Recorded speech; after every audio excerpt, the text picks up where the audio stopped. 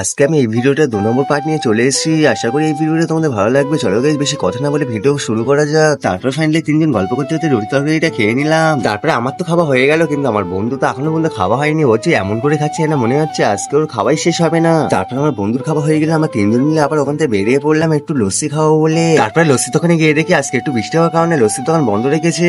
তার জন্য আমাদের তো আজকে লস্যি খাওয়া হলো না। তারপরে ওখান থেকে চলে গেলাম একটা রেইনকোটের দোকানে। কদিন ধরে ভাবছি আমি একটা রেইনকোট কিনবো, কিন্তু কোনো রকম সময় পাচ্ছি না। আজকে একটু ফাঁকায় বেরোতে আমি ভাবলাম একেবারে রেইনকোটটা কিনে আজকে বাড়ি যাবো। তারপরে এখান থেকে আমি একটা রেইনকোট কিনে নিলাম। তারপরে রেইনকোটটা কেনা হয়ে গেল, এবার আমরা যাবো বাড়ি। তারপরে আমি আমার দাদা একটু হেঁটে হেঁটে যাচ্ছিলাম গল্প করতে করতে বাইকের ওখানে। তখনই আমার বন্ধু পেছন দেখতে বলে উঠলো যে তোরা দুজনে এমন ভাবে যাচ্ছিস না, তোরা মনে হচ্ছে ভাই ভাই না, তোরা একটা ভালো বন্ধু।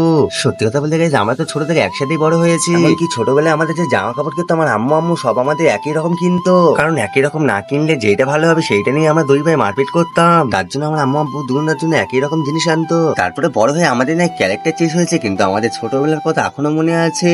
তারপর ফাইনালি আমরা 3 জন মিলে আবার বেরিয়ে পড়লাম বাড়ি আসার জন্য। তারপর আমার বোন ফোন করে বলে ও নাকি চিকেন পকোড়া খাবে, তার জন্য আমাকে নাকি চিকেন পকোড়া নেওয়াতে হবে। তার জন্য আমি চলে এলাম একটা চাউমিনের দোকানে চিকেন পকোড়া নেওয়ার জন্য।